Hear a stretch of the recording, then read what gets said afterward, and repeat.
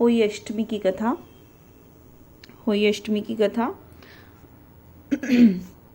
एक साहूकार था जिसके 7 बेटे बहुएं और एक बेटी थी। कार्तिक के महीने में दिवाली से पहले अष्टमी को अपने मकान में लिपाई पुताई करने के लिए 7 बहुएं अपनी इकलौती ननंद के साथ जंगल में जाकर खदान में मिट्टी खोद रही थी। वहां पर स्नेह माता की गांद भी थी। मिट्टी खोदते समय ननंद के हाथ से कुल्हाड़ी स्नेह माता के बच्चे को लग गई।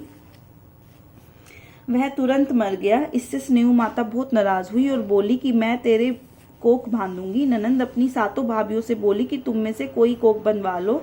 जब 6 भाभियों ने अपनी कोख बनवाने से इनकार कर दिया, परंतु छोटी भाभी ने सोचने लगी यदि मैंने अपनी कोख नहीं बनवाई तो सासू जी नाराज होगी। यह सोचकर ननंद ने बदले में छोटी भाभी ने अपने कोख बनवा ली। इसके बाद छोटी बहुएं ने जो बच्चा होता वह 7वें दिन होकर मर जाता। एक दिन उसी पंडित जी को बुलाकर पूछा कि मेरी संतान 7वें दिन मर जाती है, इसके लिए मैं क्या करूं। तब पंडित जी ने कहा कि तुम सुरेही गाय की सेवा करो।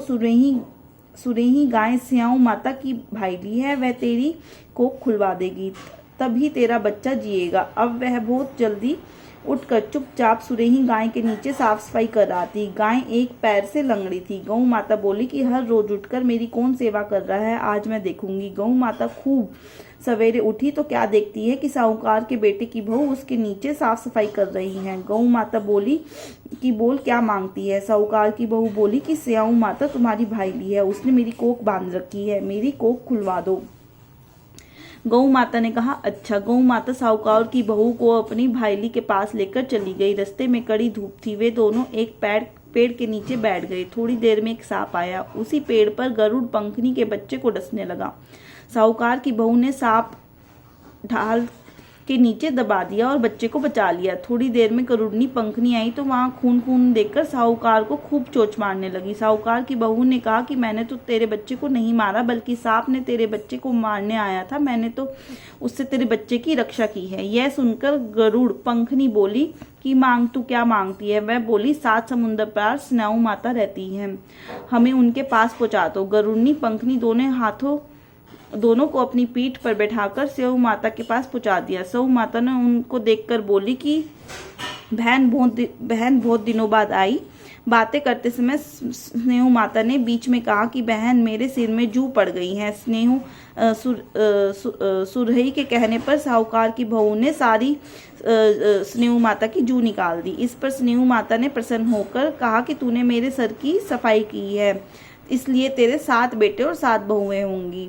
वह बोली मेरे तो एक भी बेटा नहीं, 7 बेटे कहाँ से होंगे। स्नेह माता बोली वचन दिया है, वचन से फिरूं तो धोबी की कुंड पर कंडड़ी हूं। साहूकार की बहू बोली कि मेरी कोख तो तुम्हारे पास ही बंद पड़ी है। यह सुनकर स्नेह माता बोली कि तूने तो मुझे ठग लियो, मैं तेरी कोख खोलती नहीं, पर अब खोलनी पड़ेगी। जा, तेरे घर तुझे 7 बेटे बहू मिलेंगे, तू जाकर 7 उद्यापन करियो, 7 हुई बनाकर 7 कढ़ाई करियो।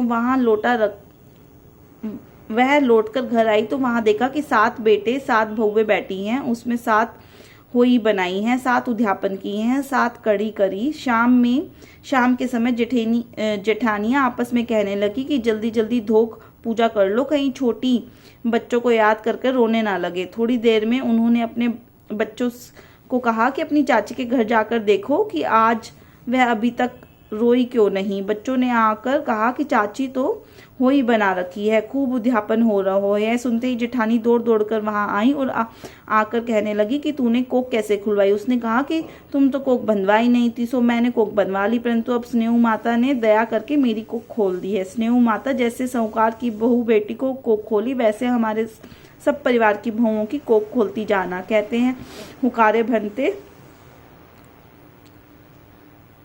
सब पर अपना आशीर्वाद दे।